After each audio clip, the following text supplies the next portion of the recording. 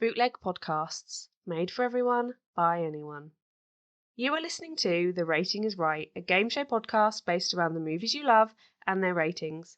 Think The Price is Right with a lower budget, less Bruce, and no prizes. Introducing your host, Ian Crow.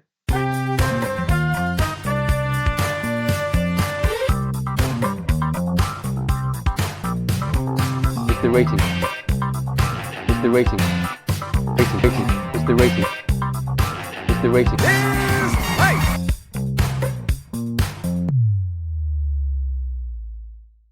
Hello and welcome to the 7th episode of The Rating is Right. So before I introduce my co-host, let's explain how this is going to work. Quite simply, my co-host will be guessing the ratings of a series of films, including whether they are higher or lower than the previous one. They'll be getting 1 point for a correct guess of higher or lower, an additional point for whoever is closest, and a whopping 3 points for anyone lucky enough to guess the rating bang on. The current winner will guess first each round to give the other contestant an advantage and a chance to catch up. The winner at the end of the episode will have the honour and privilege of giving a recommendation of a film that takes their fancy. Now that's sorted, let's meet my co-host. He is the current champion of the podcast. It's George Robinson. Hello. Notice I didn't go for a little witty comment there. I thought I'd be nice today. I was holding out. Yeah, you've just returned back to work after half term. I've just had a week off. I'm feeling good. I'm feeling positive, I don't want this negative energy. I'm just waiting for Owen's comment now because I don't think you're going to keep to that.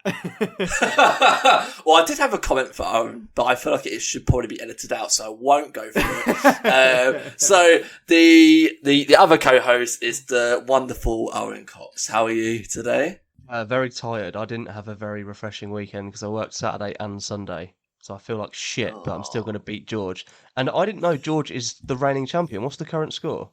So it's 3-3. So he's not reigning champion then. Oh no, because I won the well, last. I won from the last. It doesn't make him champion. Yeah. That makes him the previous winner. Well, yeah, the previous Don't give him extra winner, credit. but I like champion. I'll take it. look, I feel like, if you put it in football terms, right? So if, say, Man City and Liverpool won the same amount of titles that Man City won last year, they are the current champions, but they still have the same titles. They're still the current champions, right? Does that make sense? I think that's a shit analogy. No, because we're tying. This is my football knowledge. Because we're tying, you have to go on goal difference. Drawing. We're not in America. Yeah, we're drawing. Whatever. If you go on goal point difference, I've got more points in total across all the episodes because of the absolute stomping last week. Also that was actually a really big win. Actually, I've got all of the results from all of the podcasts just to remind people of the score from the last episode. George was right. It was a bit of a thumping. It was 18 points to George, 6 to Owen. So it's quite a thumping last time. But in our 7th episode, I do believe there will be a little bit of level playing field this round. You're both going to know the moves that we're going to talk about. So without further ado, let's just reveal what the actual film is. So in the 7th episode, we will be guessing the ratings of films that depict war on the big screen. Ooh. So World War I movies, World War II movies, Vietnam, any movies that have been set around a war, which is quite a lot of movies, really. That's very poignant, given the BAFTA sweeping that All Quiet on the Western Front has just done. Thank you. That's actually a really good point. Last night was the BAFTAs, and All Quiet on the Western Front kind of swept every single category almost, and won all the big ones. So, and that's also a great movie. So, as it stands, as we previously mentioned, George is the current champion from the last episode, so he will get to go first. So, as we always start, we will start with the first movie, and I just want you to guess the rating. So, high or low at this point, we're just establishing where the score is. So, the first movie on the list is probably, I would say, the greatest war movie of all time in Saving Private Ryan. Wrong. Would you? Well, I mean, I think it's definitely up there, like maybe at least top three. But I'd probably say it's probably the greatest war movie. If it's not Owen, what do you think is the greatest war movie? If we're going to just go through straight away, what's the greatest war movie of all time? Enemy at the Gates, starring Jude Law. What the hell? Better than Saving Private Ryan. Yeah, definitely. Is that the one Can with you- Rachel Weisz in it? It's got Jude Law. It's set during Stalingrad. It's about It's like a sniper. yeah, what's his name? Yeah. Vasily Zaitsev. Of course, you can just pull out a. Yeah, I reckon he's just making it up, George. To be honest, because we have absolutely no idea, but yet he still struggles to be able to get his microphone to work for the 7th episode of the podcast. I feel like, George, you agree with what I was saying about Saving Private Ryan being probably the greatest war movie of all time. Would you agree with that statement? I think so. I definitely think so. I think all-round great film, regardless of war. But yeah, definitely the best war film. I think there's one that can genuinely compete with it for cinematic value, but I'm not going to name it unless it comes up in one of the later rounds. If it doesn't, I'll name it at the end when I win. I'll make it my recommendation. That's a good point, actually. I think we'll maybe hold up on any more opinions on other war movies, but I just want to get that statement out there nice and early because I feel like it is the greatest, I think, in my opinion. So, George, you are the current champion, so you get to go first with a rating of what you feel Saving Private Ryan is. What are your thoughts on the score from Metacritic for Saving Private Ryan? I think it's got to be up there. I think it's widely, regardless of what Owen says, widely accepted as the best war film. It's the one that everybody refers to. Any kind of like storming a beach scene in anything, everybody's like, oh yeah, like Saving Private Ryan. It's kind of the benchmark, I think. So it's definitely going to be up there. It's directed by Spielberg, right? Yeah. Yeah, cool, fab. And obviously there's 2 Band of Brothers kind of being produced by Spielberg and Tom Hanks. So I think, really high up there. Quite like graphic violence to start with. So maybe not as high as it could be and as the public feel it is, I think. But I'm going to go straight in with an 85.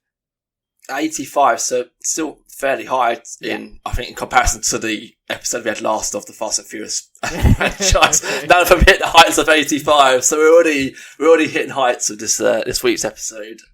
So George's gone at 85. Owen, immediate thoughts on it. Do you feel like George has gone too high or hasn't gone high enough?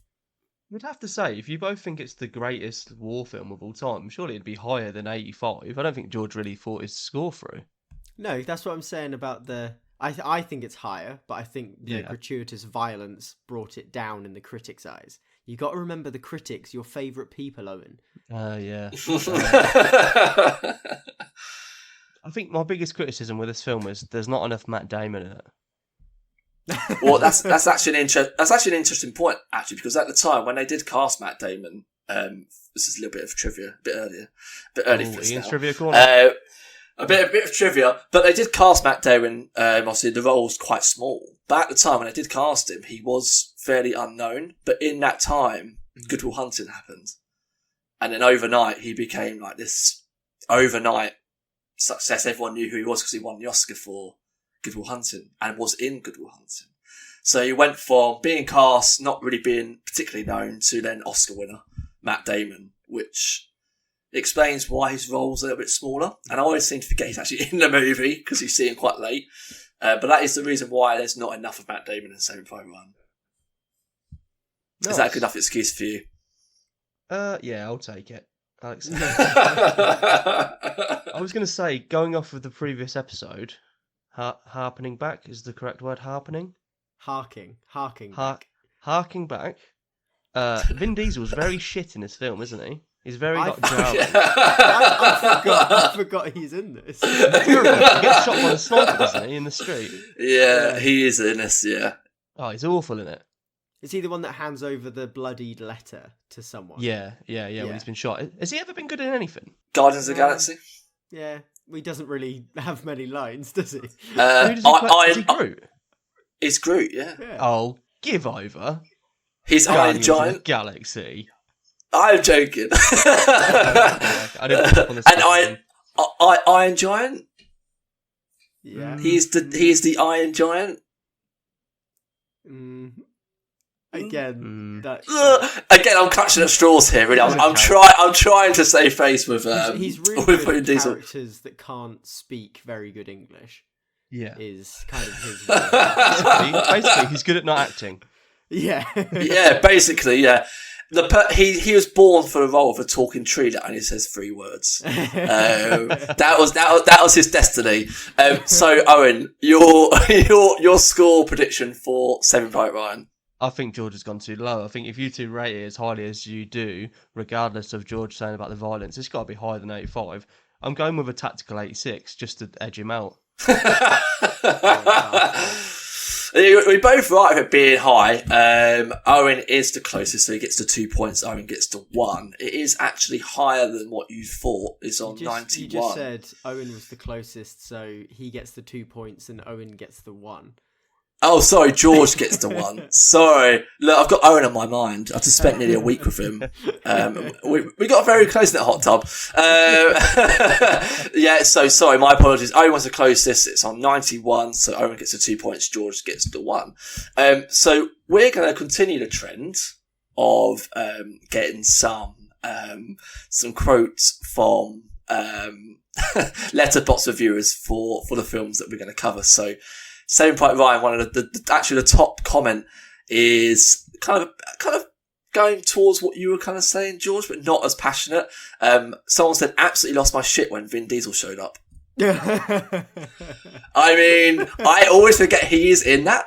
Some stands out there just spamming letterbox.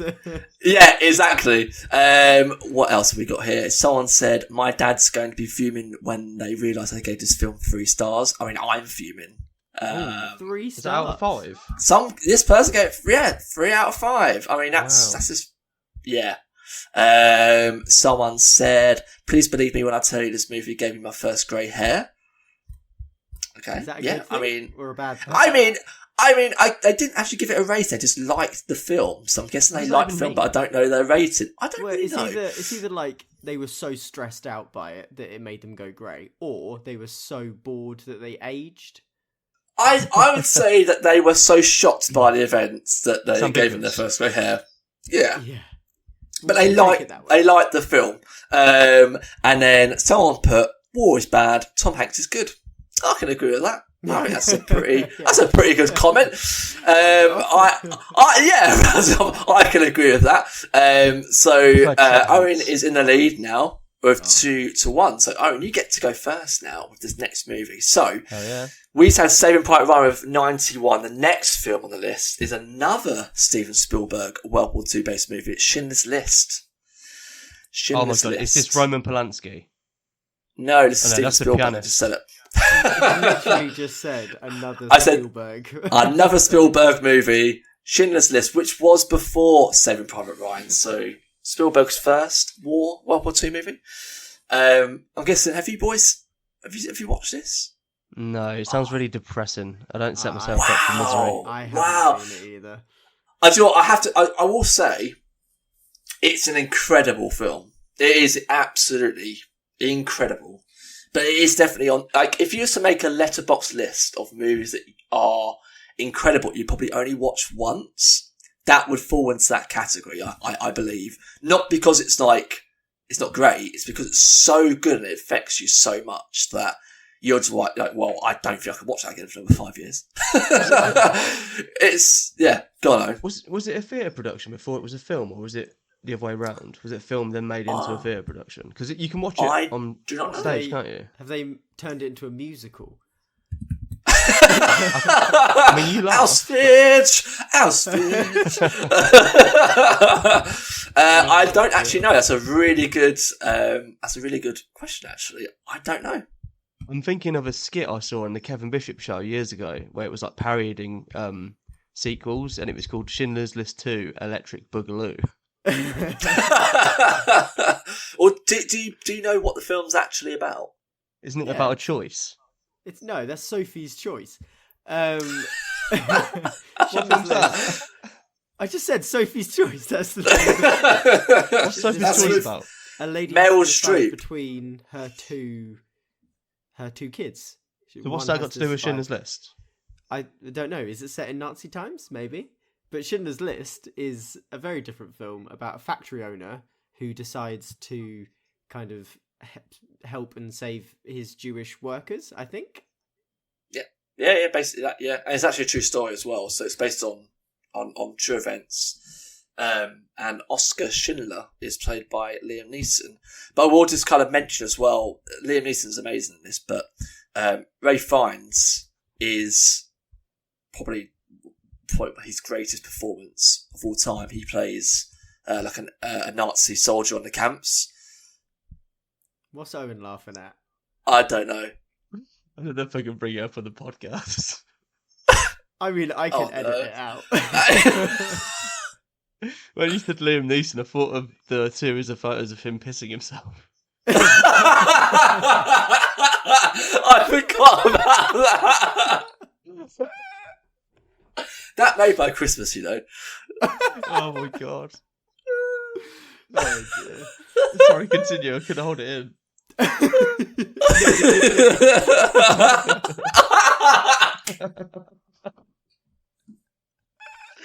He's officially lost it. We've destroyed the host. Yeah. He's going to call us up, isn't he? With like some kind of taken threat, isn't he? Yeah. Yes, it stars Liam Neeson. He's really, really good. But Ray Fiennes is, he's a Nazi kind of soldier. Well, like kind of high-ranking soldier on the camp, and he's just phenomenal. You know? Is he in Everybody Hates Raymond? Ray Fiennes? No. Who's Ray Fiennes? Fiennes he's Voldemort. Oh no, I've combined Everybody Hates Chris and Everybody Loves Raymond. I said Everybody Hates Raymond. Yeah, but he's all... Oh, everybody loves Raymond, but he's not in Everybody Hates Chris either. Ray Fiennes. Ray Fiennes. Have you watched Goodfellas? In Bruges? No. Have you seen In Bruges? No. What? He's Voldemort. Ray Fiennes. You know who He's he Voldemort. I don't like Harry Potter. I've only seen the first two. I'll show you a picture of Ray Fiennes, and you'll know who he is straight away. He's in the menu. Yeah, I haven't seen the menu. His He's name in is very Schindler's familiar. List. I haven't seen Schindler's List. I've seen Sophie's Choice. He's that guy. No, don't recognise him. I know him. What? He looks a lot of Voldemort though. It's because he is Voldemort. It's weird, isn't it? That's him. Wow, how does he look so similar to like the actual character though? Because he's in a lot of prosthetics, isn't he? Yet he still looks like himself. Have you sucked in too much of your own hater today? You can tell that Owen's been working all weekend. Anyway, Ray Fiennes is not in. He's not in Goodfellas. He's not in Everybody Loves Raymond. He's not in Everybody Hates Chris. He is Voldemort. He's been in a lot of movies for a good 3 decades, I'd say. But anyway, Schindler's List. You both haven't watched the movie, but Owen, you get to go first. So, is Schindler's List higher or lower than Saving Private Ryan on 91? Oh, it's 100%. And I'm gonna. This is my banker. This is the one. This is the one that can't fail. It's higher than 86%. No, higher than 91. No, it's 91, higher. Owen. Remember the rules of the game. Yeah, I mean higher than my previous score though. That doesn't matter. It's higher. It's high. No, it's lower than the previous score then. So you think it's lower than 91? Yeah. Or do you think it's higher than 91?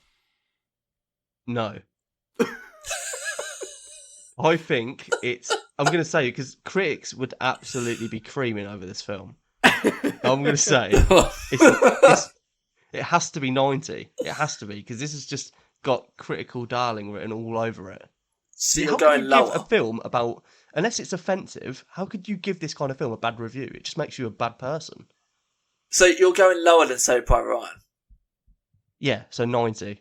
Okay, you're going 90 and lower. Okay, George, your thoughts on it? Do you feel like Owen was on the right track of what he's saying, or I think he's on the right track with critics creaming over it. I don't understand why he was like, yeah, they're going to cream over it, and then he went lower. I don't quite get that.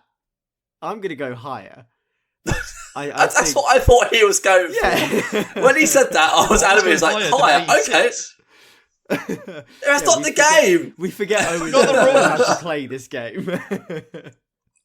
It is amazing that he has come this far.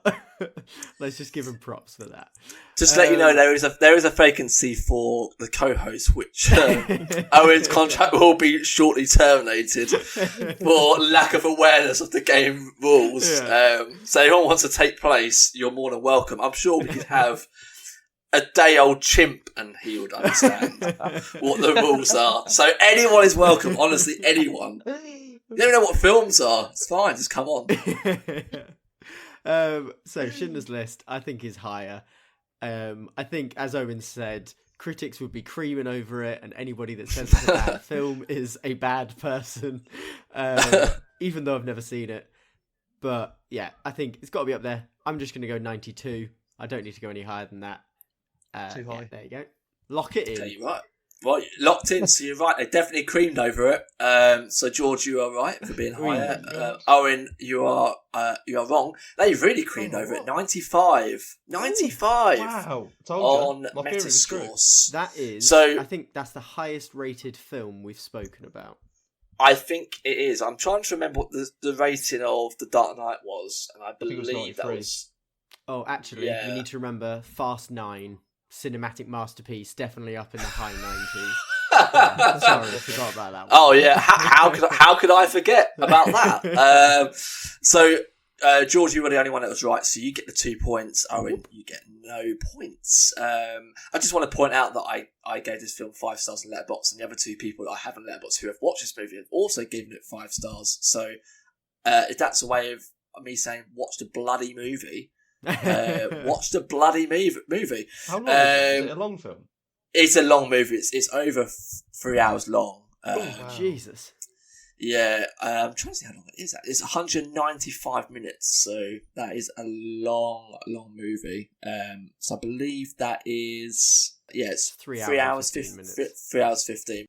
So next film on the list, we're moving from World War II to World War One, is the Sam Mendes 1917. So we will be going back to George, who's taking control and advantage of this round. So 1917, higher or lower than Schindler's List on 94?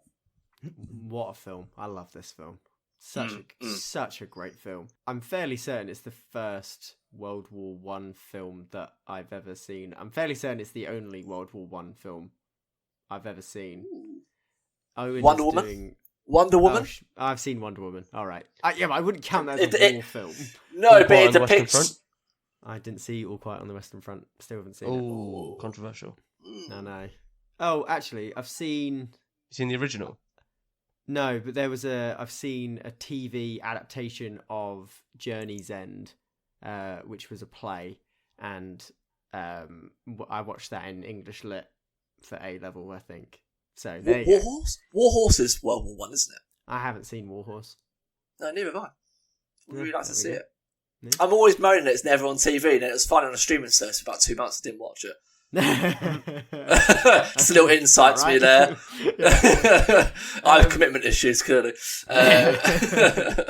I think that this is a really great film, but it's definitely not higher than Schindler's List. It's not going to beat 95.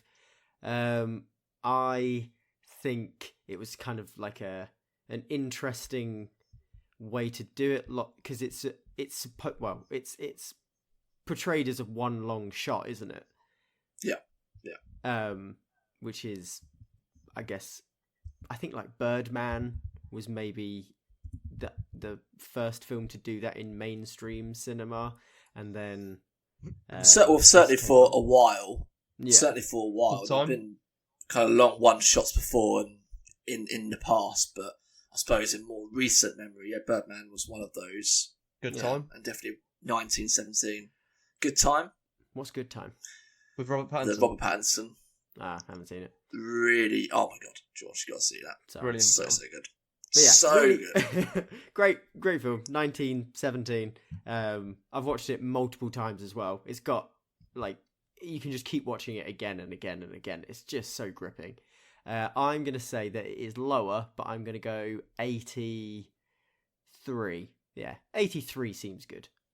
83. Okay, Owen, I'm guessing you've also watched this because I feel like this is the kind of round where every film I'm going to bring up you would have watched. So 1917. Actually, Joe, 1917 I still haven't watched since cinema, so it's been a while. I need to revisit that. Owen, you've watched 1917?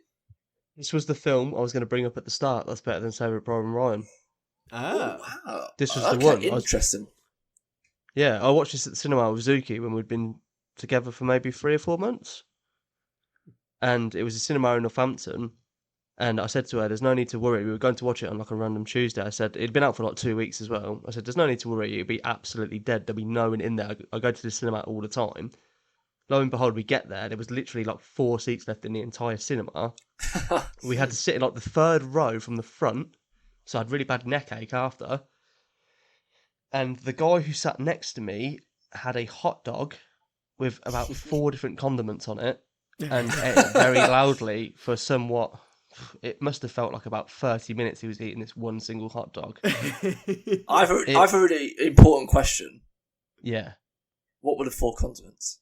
Yeah, list them, go. I think there was ketchup, mustard, barbecue sauce, and... Mayo? Mayo. It stunk.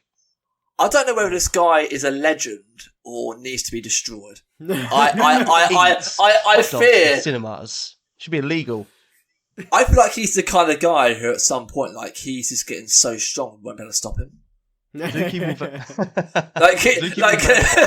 a couple of years' time, we're going to have the hot dog man just come and be like, we can't stop this man. He has 4 condiments on his hot dog. Who does that? Yeah. He was so concerned with whether he could that he never stopped to think if he should. Do you know what? He's going to make the jump and go salad cream next, and that's when we're truly screwed.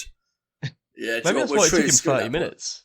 He just had to get through all the sauce. Also, you know it's getting bad when Owen Cox is complaining that someone is taking a long time to eat food.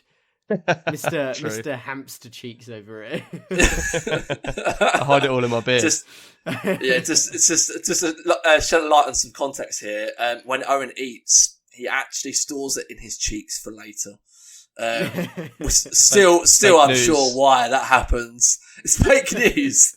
Let's get Zuki on. She will squash that fake news statement from you. She will say it's true. But I'm actually going to ask you a question regarding 1917 because it came out very soon after Dunkirk. Yeah. What would you say is the better of the two? Well, just answer that question because Dunkirk is not a good film. 1917 is a spectacular film. It's one of the best films, let alone war films, of all time. Best for cinematography, best for individual performances, and best for screenwriting. But Harry Styles. What about... Oh, no. We're not going down that avenue again. So you believe that 1917 is a lot better than Dunkirk? Oh, yeah. Head and shoulders above Dunkirk. Dunkirk pales in comparison. I feel like George... Is it better than Schindler's List? I haven't seen Schindler's List, so I can't comment. But review-wise, I think 1917... I'm going to go... It's certainly lower. It's not going to be higher unless it will be the highest film we've ever had if it's higher. So, I mean, I'm giving you information here, George, which I shouldn't be really. So, it's got to be lower. I'm going to say I'm going to go for the lowest score so far. I'm going to say 84, even though I personally think it should be higher. But have you forgotten that I've already had my guess this round? Yeah. Have you? He said 83.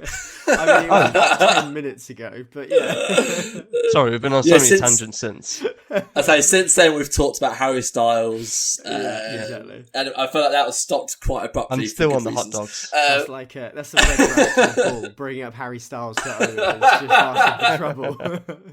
And I got triggered by the hot dog man for some reason. I don't really know what I was going on there. Maybe because it's the Terminator 2 t-shirt I'm wearing. I'm just thinking of cyborgs and people taking over the planet. I don't really know. Tangent so heavy George, episode. We are. I mean, when are we not, to be honest? We should be called The Tangent is Right. So, George, you've gone with 83. Owen, you've gone with 84. So you're both right with it being lower. It's actually a little bit lower than what you would expect. Wow. It's on 78. Wow. So still high. I would regard anything that's kind of 76 and above a Metascore is a really good score because it can be quite harsh. So when you get something like Schindler's List on 94, that's like spectacular. Yeah. But George, you were the closest, so you will get the additional 2 points. So you go 5-3 up on Owen. So next film, actually, Joe, before we do that, I haven't gone to Letterboxd. And look at some comments for 1970. Everyone's favourite segment. Actually, I haven't done what I was getting you guys to guess. What would be your tagline, or what do you think the tagline for 1917 is? If you thought 1916 was bad, wait for this. It is as simple as time is the enemy. Ooh. Time is the enemy. And I forget you have the likes of Mark Strong, Colin Firth, Richard Madden, Andrew Scott, Benedict Cucumber Patch. Benedict, exactly. Benedict Cabbage Patch Kid. I've just thought of a good one. Live life a quarter-mile trench at a time. Get him a job in Hollywood. I mean, if I wasn't his competition, I'd say he deserves an extra point for that. I'm just going to bring up something, Owen. You gave this film 5 stars on Letterboxd. Your girlfriend, Zuki, gave it 4.5 stars. Oh. He's very hard to please. Believe me. So did I. I gave it 4.5 stars because I thought, do you know what? It can't be on the same level as Dunkirk. But we'll move on. No. We had this discussion the other day. Every film is relative. You had this discussion with George. It got very heated. We had a very heated movie against your own philosophy there. On holiday. Well, do you know what? It's a great movie, but is it a perfect movie, 1917? Yes. You gave Zack Snyder's Justice League 5 stars. Oh, not this again. Yeah, because that... No. We've opened up a can of worms. Yeah. I've watched Zack Snyder's Justice League twice. I've watched 1917 once. That gives you the answer, you know? I love Zack Snyder. You've watched Schindler's List once. No, I have watched it more than once, but I'm just saying it would fall into that category of films you probably would only watch once. But do you know what you are? I'll watch it more than once. You're a fucking gobshite, is what you are. You're just chatting shit, hypocritical, just... No.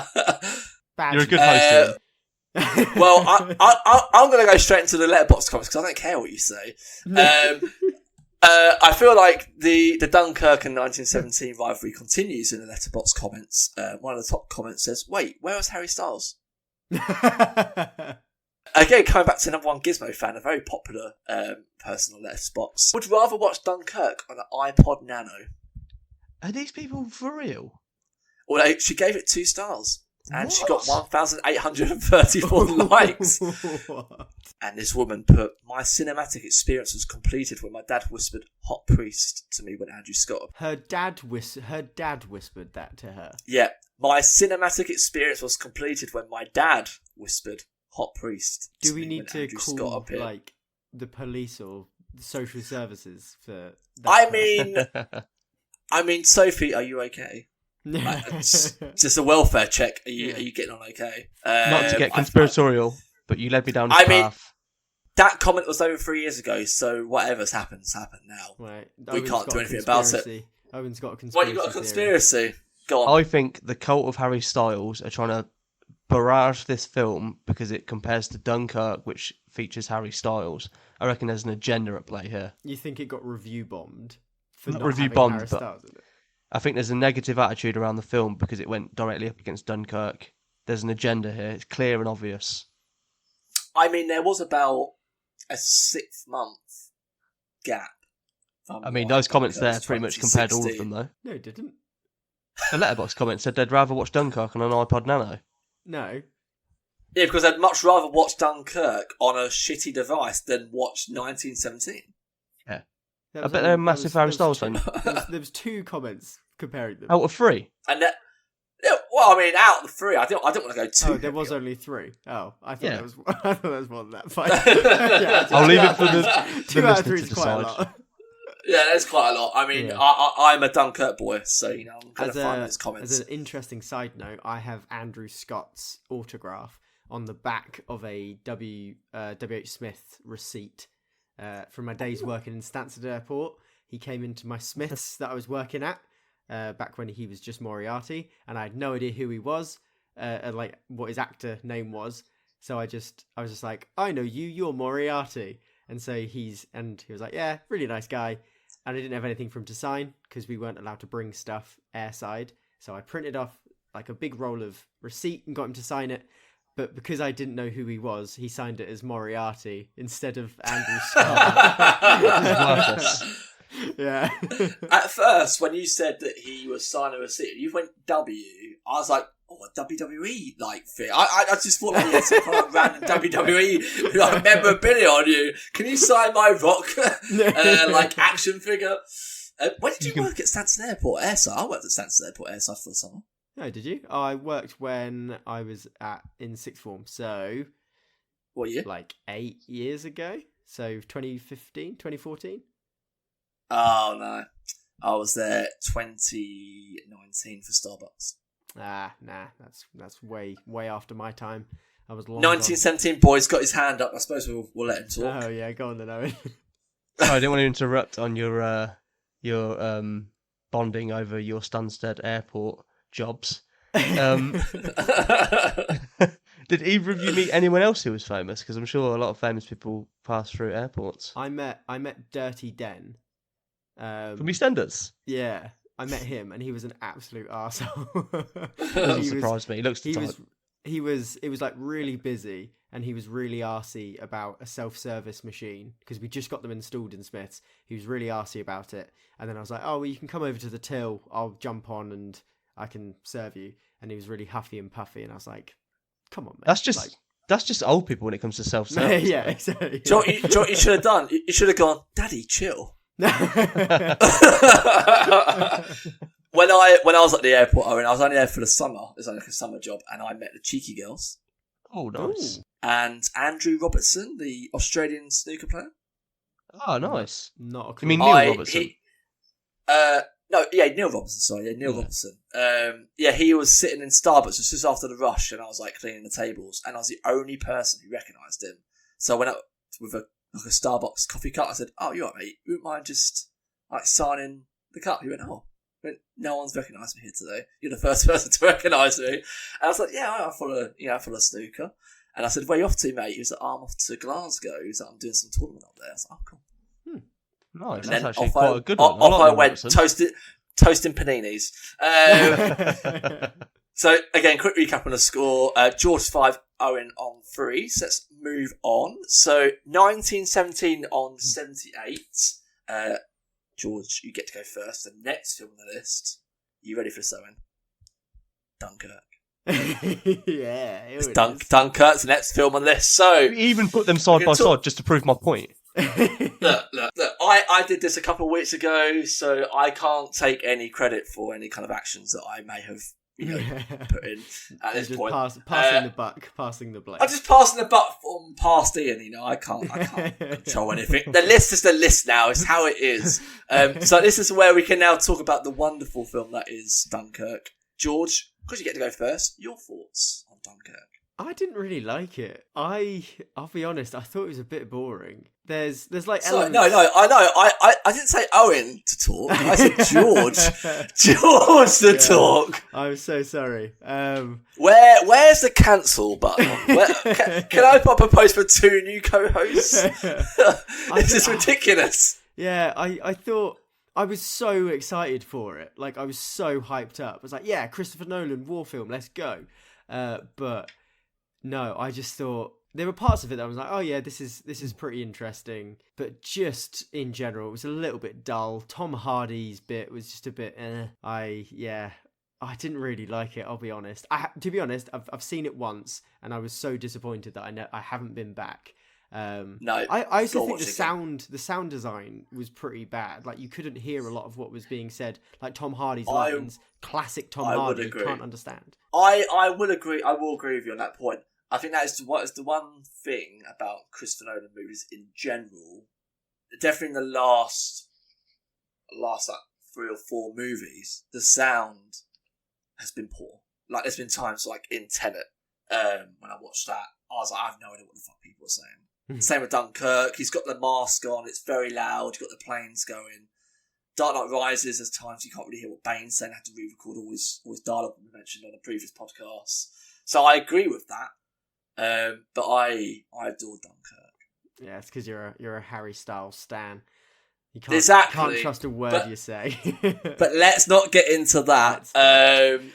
But I personally think it's stunning. I watched it in IMAX at the cinema, and it's fully shot in IMAX, and they recreated the planes, and they put IMAX cameras on the planes. I imagine in IMAX it would be visually stunning. I get that. Incredible. I don't think I even watched this in the cinema. You know, I think I'd watched it at home. So maybe that was it. Maybe I just had a limited experience. This is the reason why the film's so good. This made my dad go to the... My dad wanted to go to the cinema. This was the first time in 25 years that he'd been to the cinema. And then he saw Harry Styles and he hasn't been back since. No, he hasn't been back since. No, that is true. He hasn't been back since. So it's been a while. But maybe he just thought, how can he top that? Yeah, why would I go back ever again? Exactly. You know? But I won't go any further with Dunkirk. I think it's very clear that I love the movie. So let's get your score, George. Yeah. So is it higher, most importantly, is it higher or lower than 1917 on 78? Oh, now, I think it is lower personally, but it's whether the critics were absolutely rimming Christopher Nolan at this point and just trying to get that. Well, I just want to point out that both 1917 and Dunkirk in their respective years were both Best Picture nominees at the Oscars. So don't give him clues. I'm giving you a clue as well. You've not given your answer yet. Give them after he's given his score. Just saying. But I'm just saying. Doesn't necessarily mean it got good reviews. Yeah. Blonde. It hasn't been nominated for Best Picture this year, but that was pretty well panned. Anna de Armas has been nominated for Best Actress, but she's also been nominated for Worst Actress at the Razzies. So, just because it potentially got a Best Picture nominee doesn't necessarily mean it got good reviews. True. Yeah, it's all a corrupt, backward system anyway. It is. So I think, I gotta go out on a limb here. I'm gonna commit and say it is lower than 78. Okay. What are you going with? I'm gonna go with. I can't go too low, but I don't want Owen to edge me out. He loves to edge me, and I just can't let it happen again. I'm too pent up. So, I feel like you two are playing too safe at the moment. You need to start taking risks because you lot going 78, 77. Right. It's like, I'm having enough of this. I'm going to ban this soon. You're banning it, yeah. Actually, right. I'm going to scratch that then. Let's take a risk. I'm going to go higher. Okay. I'm going higher, and I'm going to go 83. Okay, so he's gone high of 80. But I want the record to state I'm only doing that because the host has requested it so kindly. All right, so if it backfires, it's not my fault. Look. I'm saying you could have gone way lower than what you were going to go with. I didn't say to go higher. I just said take a risk. Be brave. This is Harry Styles' agenda again. He's making you go higher just to benefit Harry Styles. What say you, Owen? Are you brave? Are you a brave man? Or are you a little mouse? I've written down some notes. Oh wow, this is new. Owen, I like movie.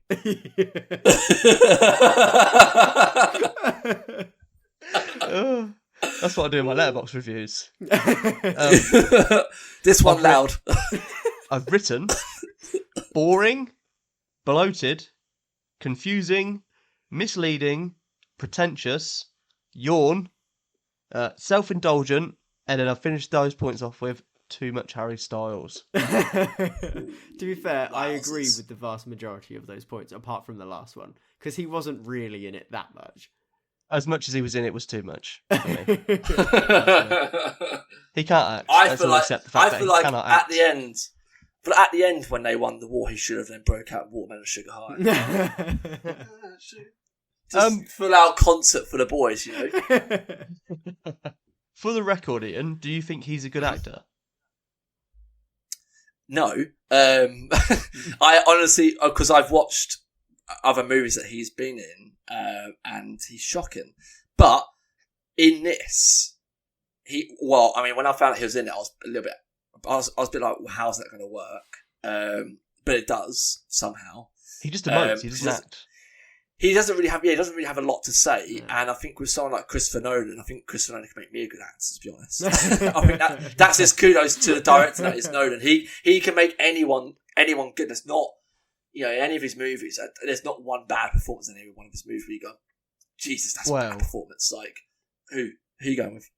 I think since maybe Interstellar, I think he's gone off a bit of a. I think he's high on his own farts, to be honest. I would agree that definitely Tenet is a drop in quality I don't think to what he can do, but I still stand by that. I feel like even with Tenet, the performances are good. Well, put it this way: what are you more excited for, Oppenheimer or Barbie? Look, I'm conflicted at this point. I'm just fortunate they come out on the same day. I can do a double bill. I'm going to go no comment. Because, not to be down on Oppenheimer, but to me, it doesn't seem very interesting. See, I went to see Ant-Man on Sunday, and I watched it in IMAX, and the Oppenheimer trailer was incredible. Like, it got me very hyped for it. I feel like it's not really giving a lot away. No. I felt like the trailer I saw wasn't very interesting. The first trailer I watched was a bit but the one that was in the cinema the other day, I was like, oh shit, actually, no, this is pretty gripping. And and as Ian says, it doesn't give a lot away. So my interest is piqued. Maybe I've only seen the first trailer then. I might check the second trailer out. I think the first one was like a teaser which came out, I think year to the date it was coming out, so I think like July last year, 2022. And that was very much a teaser, because I think they were still filming at the time. But the new trailer does show a bit more. It's very noted. So watch the new trailer and see what you think. And Matt Damon's in it, which I didn't realise. So. And Robert Downey Jr. and Florence Pugh. Wow, that is a cast. It's a very good cast.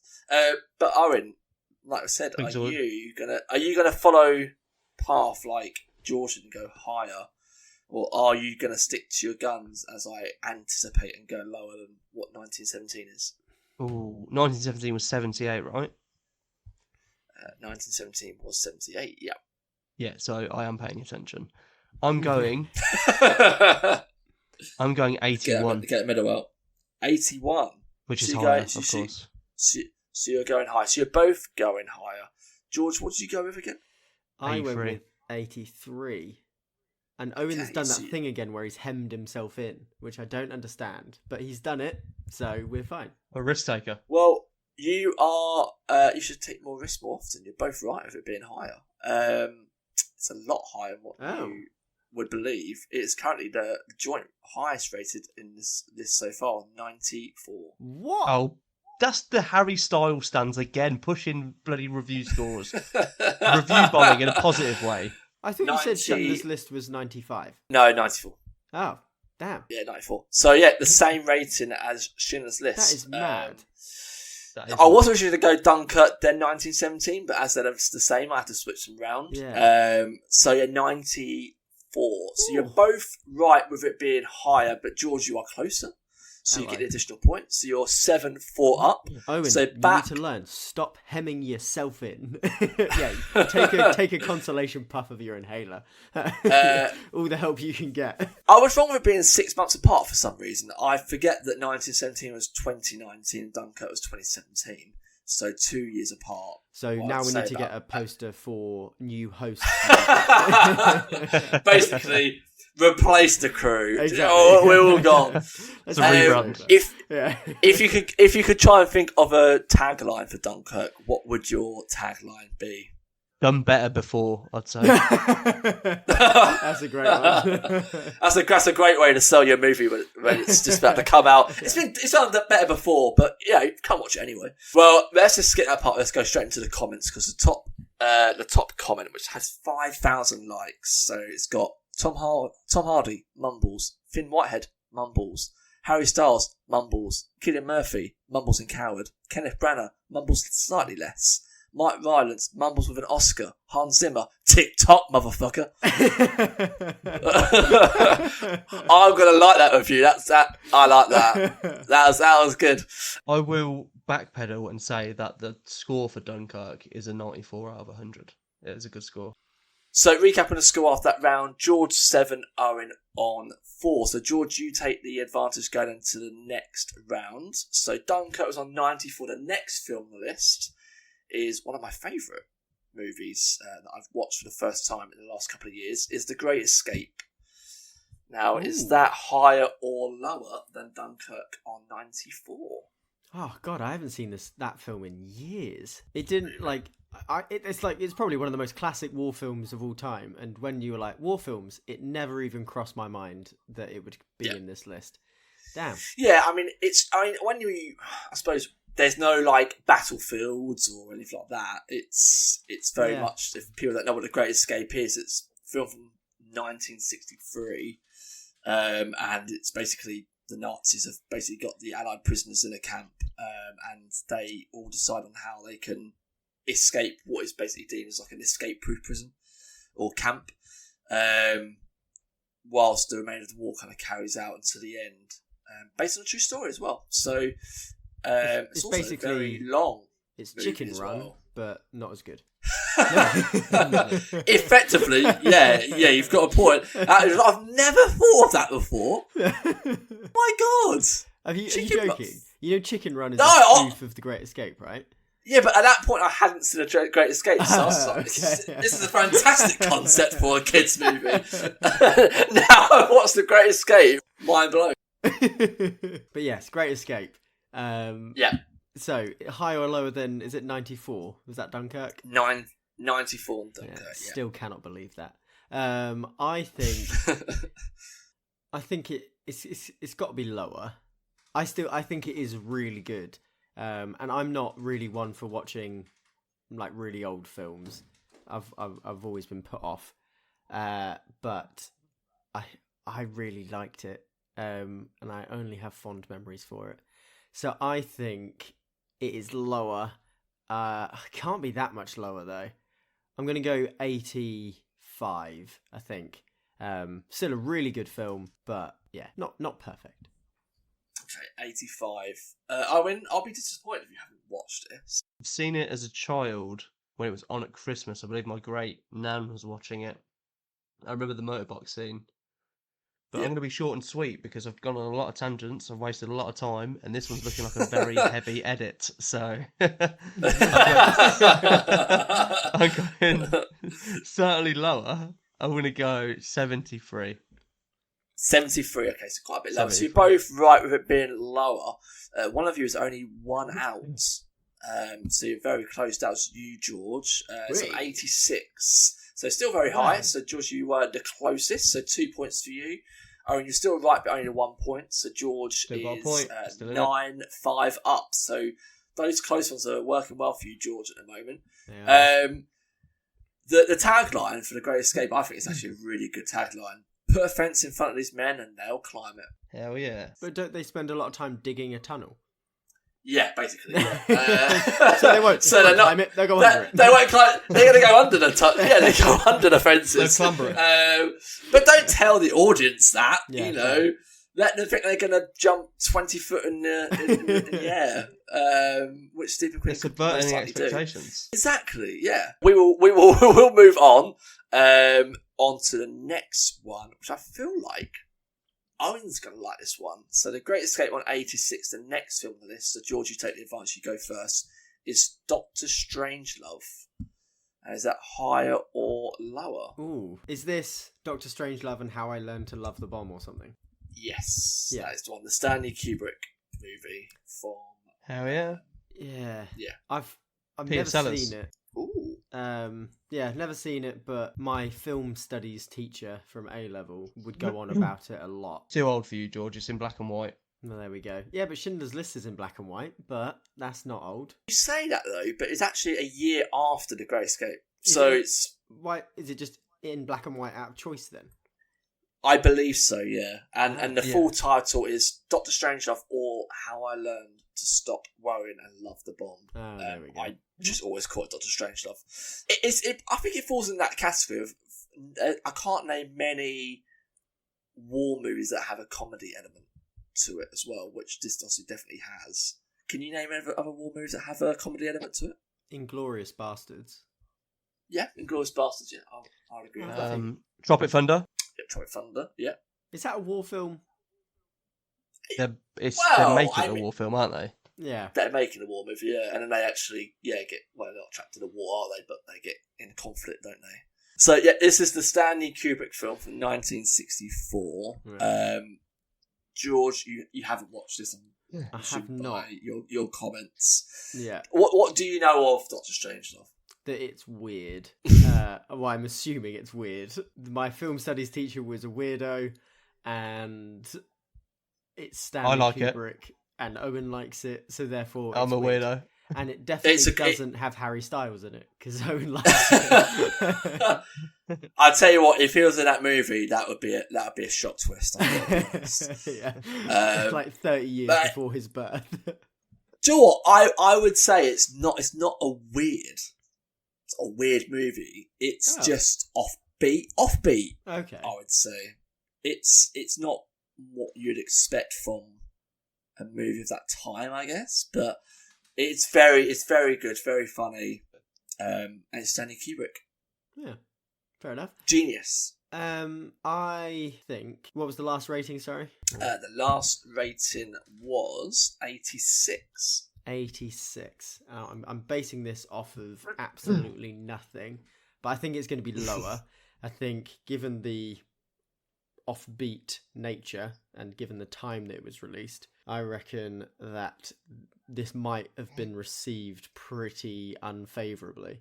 So I'm going to go lower, and I'm going to go all the way down to 68. Ooh, the look of Owen's face there, you can't see it, but he is disgusted. I've never seen it. I'm just going off of, like, feeling. I'm just feeling the zone, you know? Well, let's hear it from Owen, because Owen is a fan of the movie. Tell us a little bit about Doctor Strangelove. Gentlemen, you can't fight in here. This is the war room. That is probably one of the most famous movie quotes of all time. Yeah. But I guess it's that one, though, where you've heard it, but not a lot of people would be able to pin it to the movie. Yeah, this film is a masterpiece. I'm going to say it's my favourite Stanley Kubrick film. I like it more than The Shining. I mean, I love do you The reckon? Shine's probably my favourite, but Doctor Strangelove is definitely up there. I mean, all his films are great, but Doctor Strangelove is a masterpiece, really. I've seen it a lot of times, but I haven't seen it in recent years. I watched it when I was in my early 20s. I think I've seen it. I've probably seen it in the double figures, to be honest. I really like this film. I might actually watch it during the week now you brought it up. It's a bit of a curveball. I didn't think you'd put it in there. I think you'd include it. Well, do you know what? This is what I do. This is what I'm the host. I throw curveballs. But George, just to say on it, is actually only 95 minutes long, so just over an hour and a half. So it's actually a really short, sweet movie. So it's easily one you can cram into your evening during a week. I think I didn't consider it to be on the list of war films because of the lack of combat in it. I think that's why. But then again, would you say that The Darkest Hour isn't a war movie? Is that the Osama bin Laden one? No, that's the Winston Churchill one.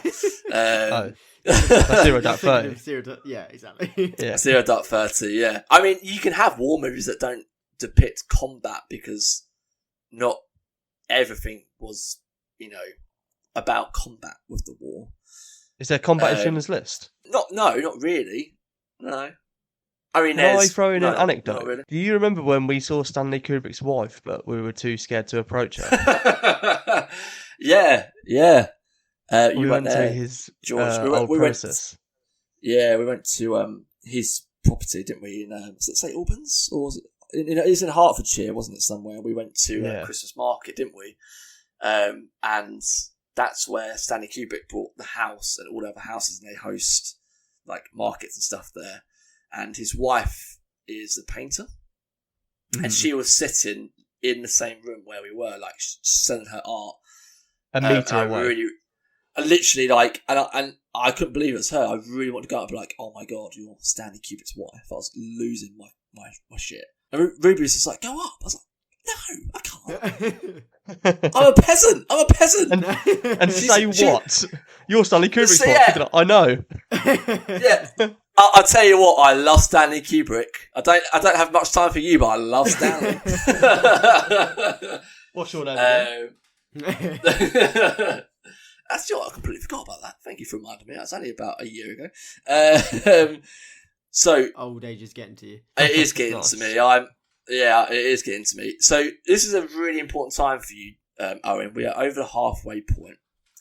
George has gone lower with 63, I believe. That's what you went with. No, 68. Thank you. Oh, 68. Sorry.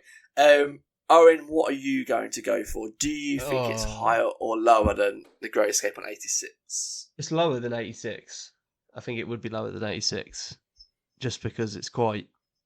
I can't really put it into words, but I think it would be lower than 86. But I also think it would be higher than 68. I'm going to go with... For me personally, I would probably have it at about an 85, but I'm going to go with 70 to be tactical and to just close off any gap, because I think it will be higher than 70. But not as low as George went, so I'm going 70. Smart. Okay. Right, so both of you have bottled it a little bit there. It is higher. I think you're going to be quite surprised what the score is. 97.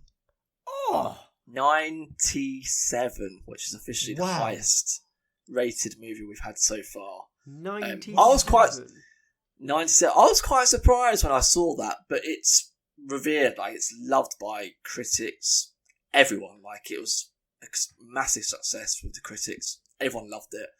I'm so you're surprised both by that. wrong, unfortunately. That's shocking. I'm going to go through just. I mean, the fact that we've kept Owen quiet for a good kind of 5 seconds is actually a really, really impressive. I'm going to go through some of the comments. Someone put, I mean, this is easily the best Doctor Strange movie, 10 out of 10. Absolutely. Lies. And then someone put, Peter Sellers was a DILF. Nice. And that's number one Gizmo fan again, and we've come across their comments quite a lot. So I feel like we'll be coming across a lot more of them in the future. So recap of the score: George is still in the lead with 9, Owen with 5. So coming down to our fourth from last movie. So Doctor Strange on 97. Next film on the list is the first movie that will be exploring the Vietnam War, Apocalypse Now. Francis Ford Coppola's Apocalypse Now. Is that higher or lower than Doctor Strange on 97, George? Right. Is this the one where... Because I get this, and I think, is it Platoon? Mixed up in my head.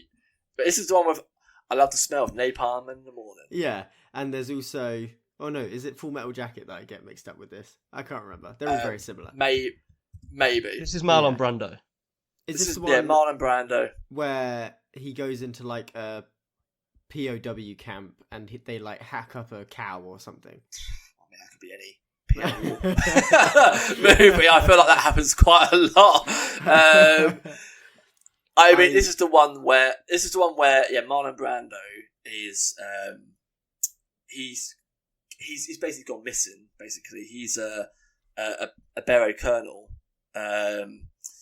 And then Martin Sheen's character basically is sent on a mission to retrieve him or take him out. Basically, he's become one with the country, and he's like lost his marbles a little bit. Yeah, he's lost his marbles. He's a little bit rogue, and the American army are a bit like, he knows a bit too much. He's quite powerful, so we need to either locate and take him back, or just take him out. So it's Martin Sheen's character's journey on trying to find Marlon Brando, which also has Robert Duvall, Lawrence Fishburne, Dennis Hopper, Harrison Ford. Amazing cast. I mean, Lawrence Fishburne, I'm pretty certain, a bit of trivia here, that he lied how old he was at the time. He lied to say he was about 18, 19. I think he was about 16, 15 or 16. Yeah. He was very, very young when he made this movie, Lawrence Fishburne. Is 1979, so quite a number of years ago. So I think George is unsure whether he's watched this movie or not. I'm fairly certain I have. Like, the image in my head is that it's very dark and then it's red lit, for like one of the final scenes in this camp, and there's like a cow getting hacked up, and the guy's like sneaking around doing the business. I'm fairly certain I've seen it, but hopefully not doing the business on the cow, because that would be a completely different movie. But doing the business, but just not on the cow, I made that very clear. Exactly. I think that this is definitely not higher. It's not going to be 98, 99 or 100. Again, I'm feeling like this wasn't super well received because the bit I remember was extremely graphic, and I'm assuming the rest of it was, but I honestly couldn't tell you. So here we go. So I'm going to go lower. I'm going to go for a cheeky 69. Oh, cheeky first one on the episode. Has to be in there somewhere. Exactly. Owen's shaking his head again. I do disagree very strongly. I like Apocalypse Now. I like Marlon Brando in it. I think it's a great film. I'm giving it 86 in. Oh, straight in. No fucking about. Yeah. I'm on the comeback trail. Well, you're both right with it being lower. Owen is the closest, so you get the 2 points. So take it on yourself to 7. George is on 10. It's only slightly lower. It's on 94. I knew I was going to go 95 actually, but I thought that's ridiculous, and I've got to get points there. God, you still would have just got your 2 points, but been a little bit more impressive. The critics absolutely fucking love war films, is what I'm. They do. They love Marlon Brando as well. It's hard to come across a war movie that is poorly received. I have to be honest. So this is the Francis Ford Coppola movie, the one that he did. Obviously, before this he did The Godfather. So on a pretty good run, and only a couple of years after that, he did Godfather Part 2. So very, very good run of movies. A few comments on Letterboxd. I love the smell of Marlon Brando inventing acting through 3 seconds of screen time and literally obliterating every other actor in the morning. Also, Is he right? Is he actually a good actor? Yeah, he's brilliant. He's he is a actor who was so ahead of his time in terms of what he could do and what he did. Like he would fit in so well with modern cinema right now. Like if he was in this generation of actors. But was it Superman? One of the Superman films, he just phoned it in. I mean, from like probably Godfather onwards, he phoned it in. To be honest, right. He refused to learn his lines. His eating became excessive over time. Like it was like insane, like eating habits that he had. He'd put on so much weight. He sent that Native American woman up to accept his Oscar on his behalf, didn't he? Do you remember that? Yeah, he refused to turn up to the Oscars to accept his Oscar. Even to the point with The Godfather, I think that was 1974, I believe. He just wouldn't learn his lines. They had people holding up like cards, or if he was in a scene with someone, they'd have like a sheet on the actor's body with the lines. He was a maverick. He was a maverick. He did things the way he wanted to do them. Very famously, they were in a film called The Score, I believe from 1999, with Edward Norton. He was in that with Robert De Niro towards the end of his career. But it was directed by Frank Oz. You might know Frank Oz from really famous kind of like cartoon characters, puppet characters, Yoda, Miss Piggy. He just refused. He bullied Frank Oz so much on that movie that it got to the point where Robert De Niro had to direct all of Marlon Brando's scenes because Frank Oz and Marlon Brando just clashed so much. Like Marlon Brando would turn up to set with no trousers on. He's like the Paul Gascoigne of acting. He's just of acting. That's probably like that's such a good comparison. Like he was so rogue, but he could just like turn it on. Like if he wanted to, he could just do like the best performance of all time. Is he your favourite actor, Ian? No, I wouldn't say he's my favourite actor, but I think like for what he did in the time and the generation, he was above everyone else. Do you admire his style, or do you think he needed to tone it down a bit? I think he needed a bit of a reality check. I mean, I think back then Hollywood was very different. I think now his behaviour wouldn't be accepted. A bit like Shia LaBeouf or Ed Norton in the modern day. Yeah, I guess so. But Shia LaBeouf has had a bit of kind of clap back on things that he's done in his life, but at the time that just wasn't what happened in Hollywood in those days. So Marlon Brando got away with it, but we got some great performances out of it. So, is he still alive? No, he's been dead for a good number of years now. I think he died. He's a big lad, wasn't he? Yeah, I think he died not long after The Score. So I think early 2000s he died. I think 2004. Wow, he had a long life though. He died aged 80. Yeah, he had a good life. That's what yeah, money, he had 11 that's what money will get you. He had 11 children. Yeah, he had a lot of children. Yeah. The hell? A lot of children. Moving on, Marlon Brando. So just again a quick recap. You're listening to the Marlon Brando is right. Yeah, you wouldn't think we're doing a war episode. Let's just move on. George, you're on 10, Owen, you're on 7. So, next move on the list is Letters from Iwo Jima. It's the one that's paired up with Flags Our Fathers. I purposely went with Letters from Iwo Jima because that's my favourite one of the two. I guess you two, by your reactions, you haven't watched this? Nope. No? Until very recently, I got this and the 310 to Yuma mixed up. Oh my god! I mean, they're two Christian Bale. One's a western. Yeah. One's a western. I thought one's a war movie. I was like, oh yeah, they're both war movies set in Japan. But, yeah, and then I watched 310 to Yuma the other day, and I was like, oh shit, it's a western. There we go. So, if people don't know, it's directed by Clint Eastwood, part of he did 2 films back to back. Flags Our Fathers was the first movie revolving around a group of soldiers in World War II. Letters from Iwo Jima is basically all Japanese, set on the beaches of Iwo Jima, on the Japanese perspective of World War II. Personally, for me, it is a really, I'll say not underrated, but it's under the radar. I would say it's not one that people talk about a lot when it comes to war movies. So if you're a fan of war movies and you've watched Flags Our Fathers or you haven't watched the two, let me know what your thoughts are. Personally, I think Letters from Iwo Jima was fantastic, so watch it if you can. So with your lack of knowledge, George, what are your thoughts? Do you feel like it's higher or lower than Apocalypse Now on 94? I think it's lower. You've obviously given it a glowing review, but you did say that it is you said under the radar, but I think under the radar in like comparison to other war movies. Okay. It's not one that would come to the tip of your tongue if you would say, like, tell me a war movie, you'd go Saving Private Ryan. Yeah. Okay, fair. Blah, blah. You wouldn't necessarily say this, right? Meet me at the gates. Not on the list, unfortunately. That critics classic. I think, it's got to be lower, and I'm not going to go as low as I have been because I think I've been making mistakes, and I'm scared that Owen is catching up. So I'm going to go down to the 70s, and I'm going to go 75. Okay, right. With that, again, a little quizzical look. Is that a word? Quizzical look there from Owen, shaking his head in disagreement.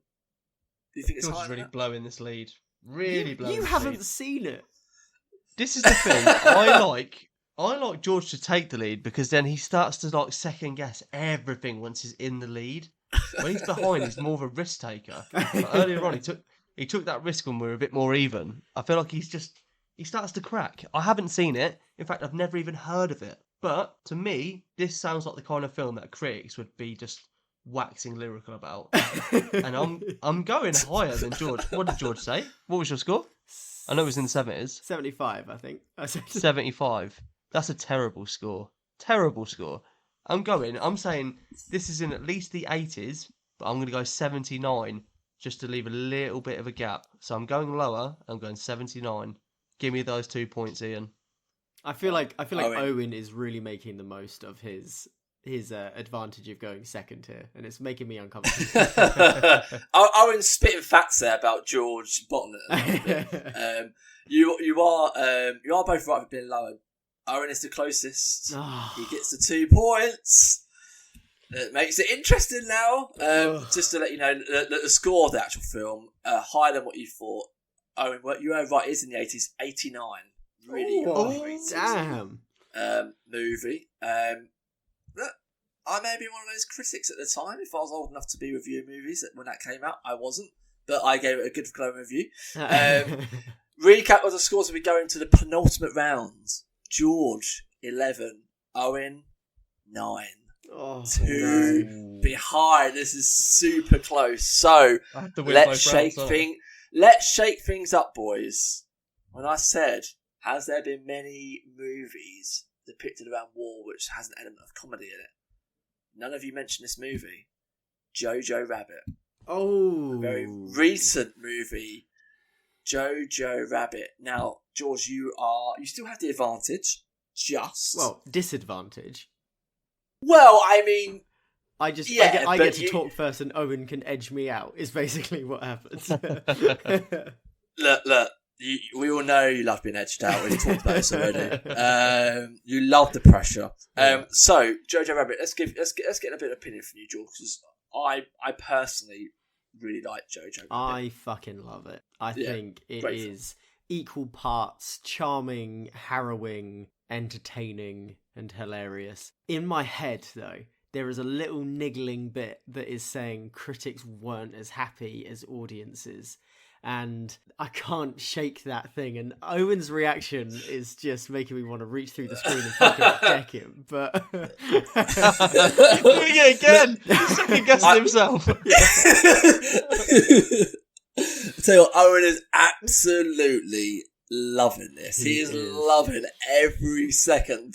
Owen, I'll still explain. Owen is literally arms back behind his head, like he's loving life. George is like fists going like white from like stressing so much. He's ready. Yeah, I can feel the tension, George. But you've got to go.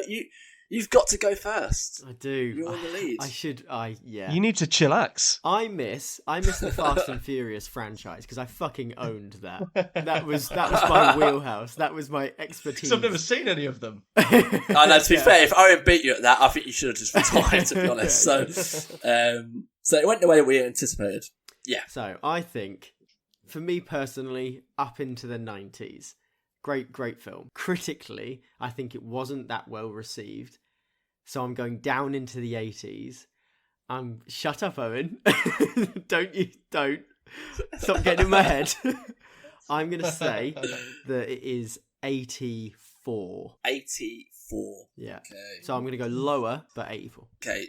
Big opportunity here for you, Owen. The penultimate round. What are your thoughts actually on Jojo Rabbit?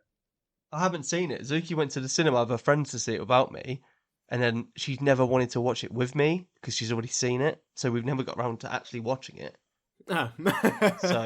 So why are you pulling all these faces for? Because that's just part of the game. I'm playing the game. I'm trying to throw you off and confuse you. Such a bastard. He's literally prime Jose Mourinho at the moment, and you're acting like Arsene Wenger in the Emirates years. Like, he just can't handle it. He's just falling apart. I love Wenger. I'm an Arsenal fan, but like, Owen's got the mind games going right now. He's in a very good position.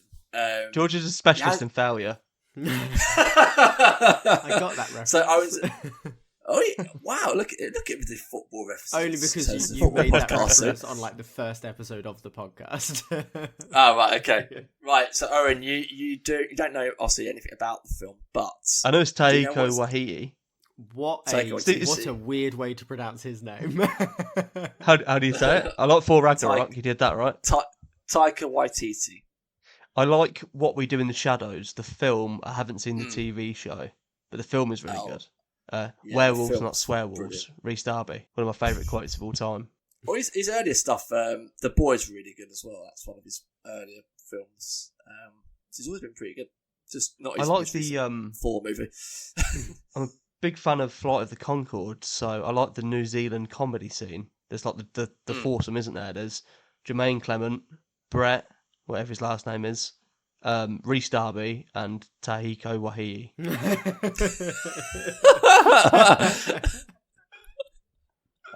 What did you give it, George? 84. I gave it 84. I think you've gone bottled too it. high. Oh, don't. No, because I wanted That's- to go lower and you made me go higher. You're an absolute arse. I'm not going to go within a point because I feel like that's just like taking the piss. I think it's below 82, but I'm not going to risk it. I'm not going to risk George being closer. I think it's in the 70s, to be honest. Okay. I think it's in the 70s, but I'm going 82. Oh, you bastard.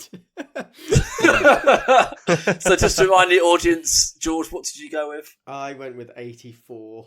Okay, right. So you're both right with it being lower. Owen is the closest. No. Good job. So George... Was it every time? George is on 12. Owen is on 11. What was One the point. rating? You're going to be shot 58. I told you they didn't like it. I knew I should have gone Whoa! lower. Owen, Stop being a bottle job! Oh, Second God. guessed himself. I hate you, Owen, so much. Like, your ability to get inside my brain with your weaselly little face. You do it yourself. I think it's just perception. Yeah, I could tell just you have what, a mirror in front of me and it'd be the same thing. This makes for a very interesting last round. We're in very, it's very Christmas. interesting It's the Christmas territory. episode all over again. It is. I was about to say it's the Christmas episode all over again. This is 2005 Istanbul all over again. What a comeback. This is a great comeback, to be fair. Owen's been very consistent. And I feel like you're both in no man's land at the moment. You know, little war reference there. I haven't actually been talking about anything from Letterboxd, so let's let the room cool for a little bit. And let's just look at some comments on Jojo Rabbit on Letterboxd. Sorry, Tarantino. Taika's the only director that can give me chills by filming a woman's feet. Wow. Owen, you haven't watched the film, but when you watch it, you'll know what that means. You and your friends may have heard of the rumour that Hitler only has one ball. This is nonsense. He has 4. Probably one of my favourite quotes and comments from the movie. But we won't stay on it too long. I feel like we've had a little time to chill out and cool. Let's move on to the last round. George, you are still going first as you are the lead of 12. I don't 11. want to go first. Anything can happen. So, Jojo Rabbit on 58. The last film on the list is something we have just talked about fairly recently. The Darkest Hour. The World War II Gary Oldman movie on Winston Churchill. Directed by Joe Wright. Gary Oldman won his first Oscar for The Darkest Hour, which was overdue. It's really going to make George overthink it. To George. First of all, have you watched the film? I have not. Okay. Hasn't watched it. No. Has not. I've seen a lot of Strike one. I know. I've seen a lot of Gary Oldman interviews though about him playing Winston Churchill. Does he just pretend to be an old racist man? I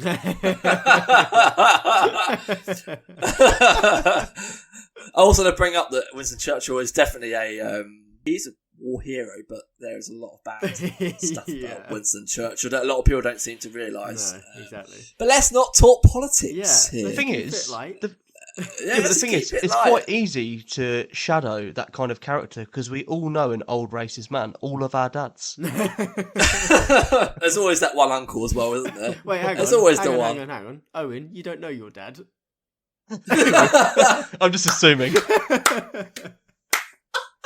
George is so desperate, he's now going with, you don't know your dad.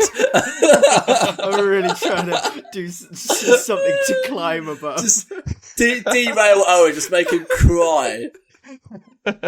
He's trying to take the Destroy moral the high man. ground. I'm sorry, Owen. That is not the moral. It's like, well, you may have won this, but I have a dad, so Low hanging fruit.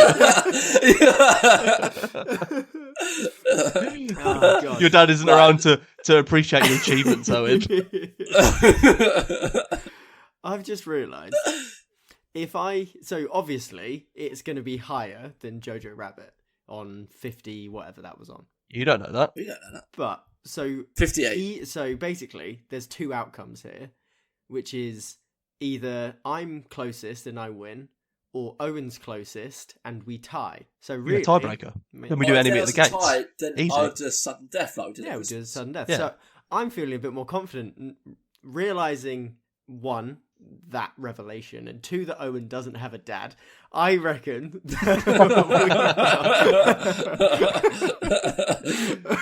Ian's my daddy. I think that we're jumping up into 80s, and I'm going to go 81. I haven't watched the film. Some people probably think it's great. Others probably think it's dead boring. So 81. So Owen, you've got a great opportunity here. You could win it if you get it spot on. But yeah, if you get closest to the score and also get it right, like George has, it will go to sudden death. If George is closest, he will win. I'm not playing George's games. I've had my score preloaded since the moment you released the film. Ooh. Okay, 84. Let's 84. So you've got 84. And George, what did you go with? I went with 81, I think. You have 81. So you're both right with it being higher.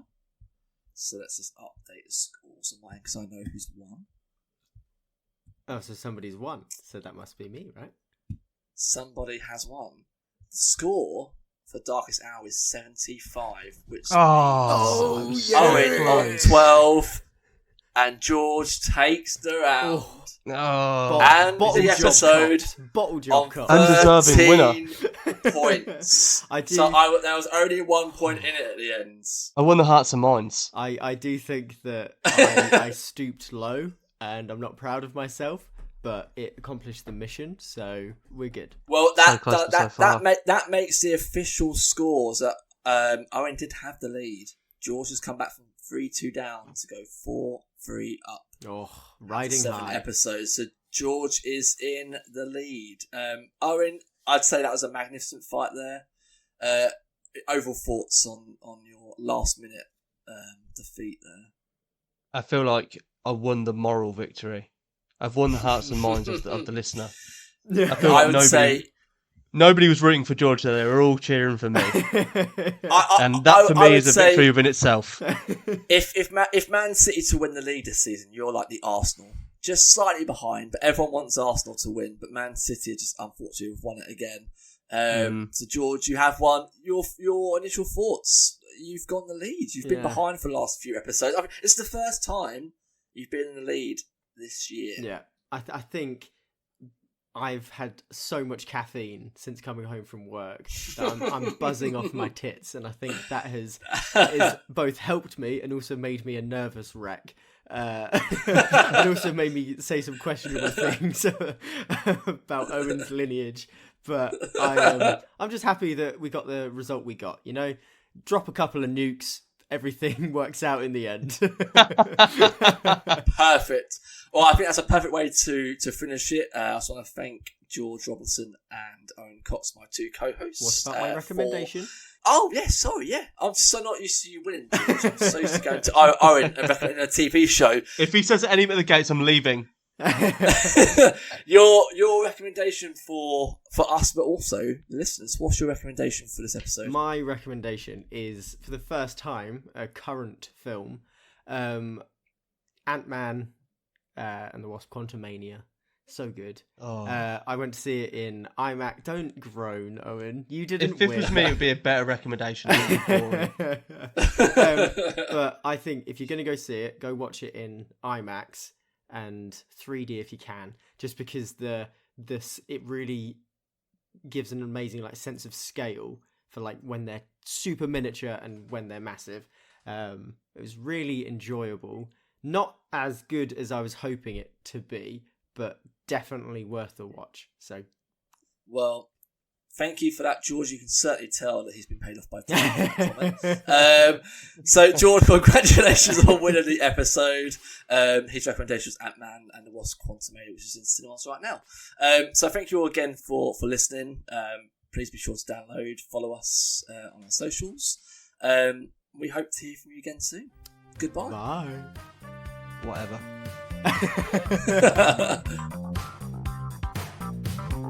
It's the rating. It's the rating. Rating. It's the rating. It's the rating.